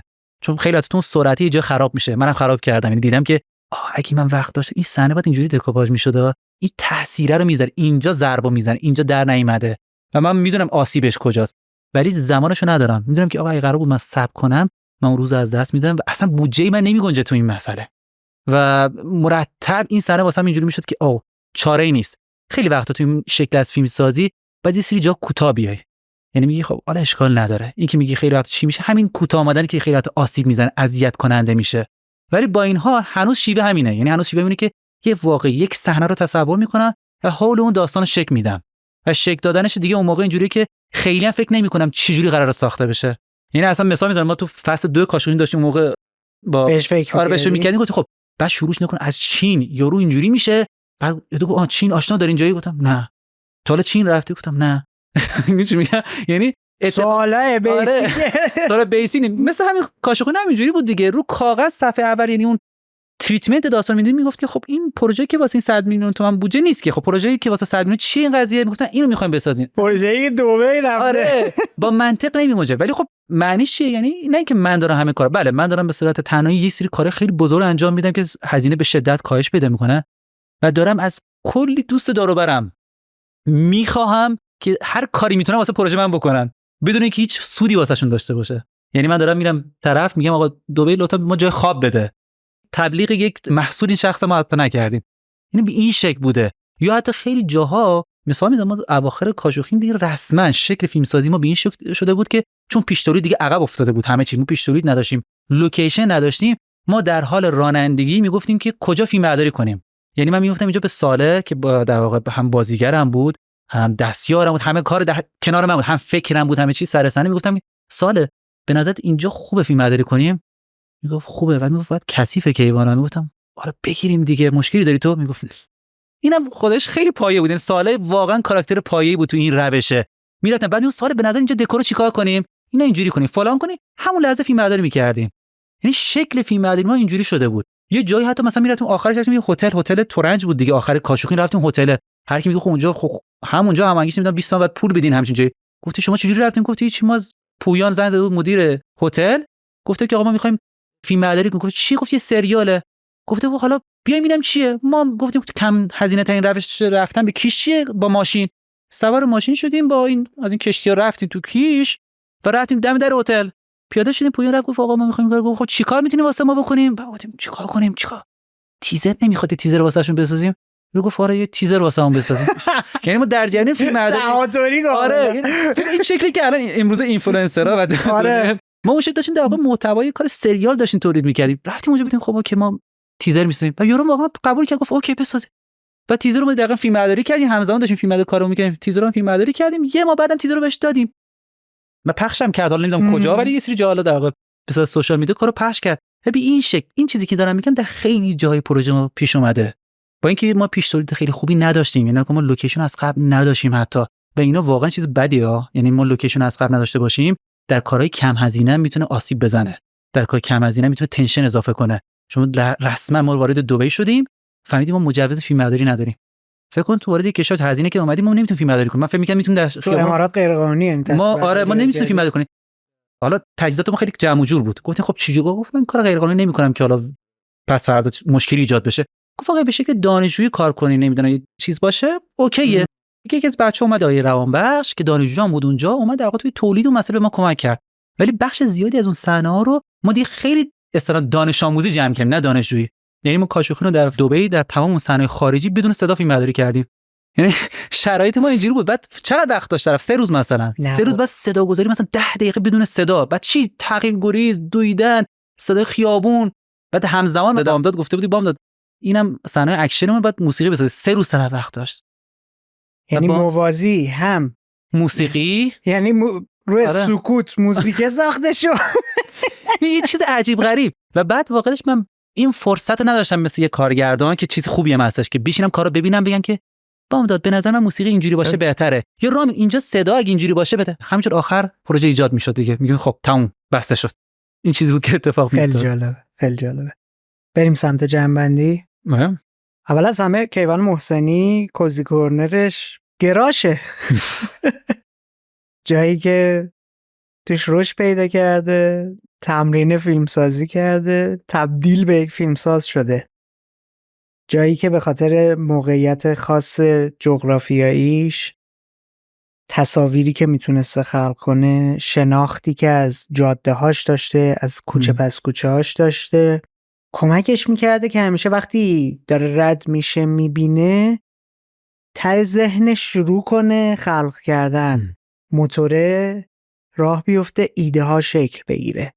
از طرف دیگه چون از بچگی توی یه خانواده‌ای رشد پیدا کرده بوده و شکل گرفته بوده که هم پدر و هم مادر آدم‌های ماجراجویی بودن، آدم‌هایی نبودن که وقتی یک چیزی تو ذهنشون میره ترس داشته باشن سمت تجربه کردنشون نرن، و این ذهنیت رو داشتن که میریم انقدر تمرینش میکنیم تا یادش میگیریم تا خوب میشیم توش. برای همین وقتی بزرگتر شده و عاشق دنیای سینما شده، عاشق فیلمسازی شده، نگفته که باید امکانات فلان داشته باشم، عوامل فلان داشته باشم. خودش به صورت تکی شروع کرده، رفته همه کار انجام داده. نوشته، کارگردانی کرده، تدوین کرده، طراحی کرده، صحنه‌های اکشنش رو طراحی و اجرا کرده. بعد حتی اومده جلوتر، جدا از پیش تولید و تولید و پس تولید، حتی پخش هم دست گرفته، محتوای تبلیغاتیش رو تولید کرده. همه کار یک فیلم رو خودش به شخصه انجام داده. جدا از این که این فضای کودکیه این ذهنیت رو توش ایجاد کرده بوده که همه کار رو خودت باید بری تجربه کنی، یاد بگیری. نگاه کردن به پدرش و دیدن این که کاری که خود پدرم داره میره انجام میده از کاری که اون متخصصه داره انجام میده خروجیش بهتر میشه، این تصویر رو تو ذهنش شکل داده بوده که اگر میخوای کارت چند سطح بالاتر از چیزی که دیگران انجام میدن باشه باید خودت انجامش بدی. آهسته آهسته توی یه مسیر 15 ساله فیلمسازی به موفقیتایی رسیده، رشد کرده، چون چند پتانسیلی بوده توی حوزه‌های مختلفی داشته کار میکرده، به عناوین مختلف، یک جا نویسنده، یک جا مدیر فیلمبرداری، یک جا تدوینگر، توی پروژه‌های بزرگتر هم ورود پیدا کرده بوده و اونجا متوجه یه موضوعی شده بوده که استایل فیلمسازیش رو که دائم پر از پویایی و یادگیری و فارغ از این که هر کسی فقط مسئول یه بخشه باید بشینه همه چی آماده شه تا نوبتش بشه که بره تو میدون بازیش رو انجام بده، متوجهش کرده این شناخت پیدا کردنه که یک استایل فیلمسازی خاص خودش رو داره که به عنوان خودش، به اسم خودش، با نگاه خودش اسمش رو میذاره استایل همیشه آماتور بودن. که این آماتور بودن چون دکمه یادگیریش همیشه روشنه و توی اون چارچوب‌های بسته شده خودش رو نگه نمی‌داره، کمک کیوان کرده برای اینکه بتونه در لحظه خلاقیت‌های مختلف انجام بده. در لحظه اگر فرصته اونجوری که باید و شاید فراهم نبوده، نیاد بگه که پس من ورود نمی کنم، انجامش نمیدم رفته یک راه حل خلاقی رو براش پیدا کرده و اجراش کرده. این دائم یاد گرفتن پویای ذهنیه بهش کمک کرده که شناختش نسبت به کار بقیه هم بیشتر و بیشتر بشه. بتونه توی یک نگاه انتقادی خروجی خوب و بد رو تشخیص بده. بتونه توی تعاملش با آدم ها وقتی که میخواد یه کاری رو بیرونی بهشون بسپره ازشون دقیق تر بخواد، بدون چی باید بخواد ازشون. این حسنشه. بزرگترین عیبش چیه؟ باز رسیده به اون ایده‌ای که تو بچگی شکل گرفته بوده تو ذهنش. خیلی ها، نمیگیم همه، خیلی ها اونجوری که باید و شاید برای کار دلسوزی ندارن، اونجوری که باید و شاید خروجی ندارن، کار رو مثل خود من که کار رو مال خودم میدونم مال خودشون نمیدونن، برای همین خروجیشون اونجوری که تو دوست داری نمیشه. تو مسیری که داشتی، تو گفتگویی که داشتیم در مورد مراحل تولید فیلمت صحبت کردی، در مورد اینکه سریالی که کار کردی با اینکه بودجه محدود داشته ولی غیر قابل باور بوده. وقتی که به آدم ها میگفتی ما با انقدر بودجه این رو ساختی، همه تعجب میکردن، چون خروجی هایی بوده که 10 برابر باید هزینه بیشتری میشده تا همچین چیزی میشده. متوجه شدیم یک شور و عشق و آتش درونی توی تو هست وقتی که میخوای به جنس خودت اون شکلی کاری رو بسازی که آدمهای بیرونی وقتی تو رو میبینن ناخودآگاه یه اتفاقی درونشون شکل میگیره که میان با تو همراه میشن. برای همین اگر میخواستی هزینه بدی باید 100 برابر اون چیزی که انجام دادی و هزینه میکردی برای آدم ها تا بتونن خودشون رو توی اون موقعیت قرار بدن. ولی تو ناخواسته با توجه به اتفاقی که درونت داشتی تجربه میکردی و بقیه شاهدش بودن این کار رو، این خروجی از آدم ها میکشیدی بیرون. یه اتفاق جالبی که در موردش صحبت کردیم بردن سریالت به فستیوال های غیر ایرانی بود، پخش کردنش توی VOD های غیر ایرانی و غیر فارسی زبان بود که به واسطهش هم یه نتورک جدیدی و خارج از ایران برای خودت ساختی، هم یه سری پروژه های دیگه ای و رفتی انجام دادی که خیلی جالبه و میتونیم بگیم این فرصت رو فقط به خاطر اون فضولی و کنجکاوی خودت که خودم پخش کننده فیلم خودم باشم برای خودت فراهم کردی.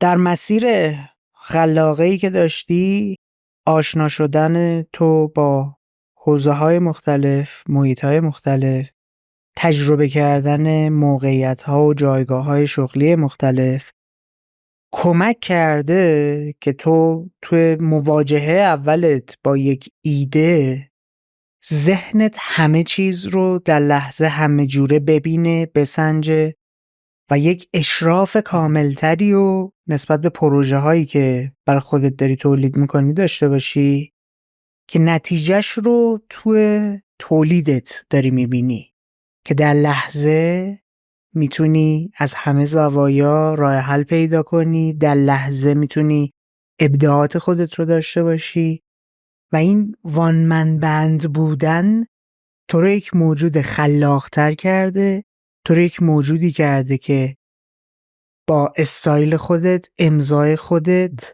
خروجی‌های با کیفیت و استانداردی رو تولید کردی که کسی باورش نمیشه با بودجه کم این کار رو انجام دادی. فکر می‌کنی نکته‌ای از قلم افتاده بخوایم بهش اشاره کنیم؟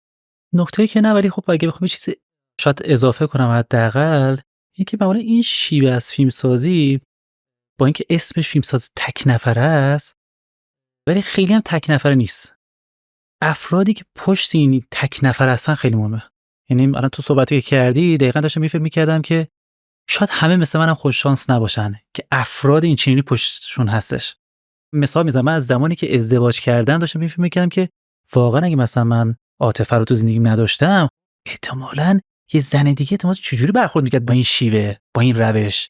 اون روشی که داری میگی برای یه پروژه ممکنه من یه سال درگیر باشم. یعنی خیلی‌ها میتونن با این روش در واقع اصلا جواب نده واسهشون، یا اگه مثلا حمایتی که دوستان من، نزدیکان من داشتم هنوزم دارن، این افراد اگه نباشه میگم هیچ سودی نمیبرن. اینا نباشن رسما واقعا هیچ وقت چیز تمام این حرفا که هیچ کدوم امکان پذیر نیست، هیچ کدوم از این کیفیت امکان پذیر نیست.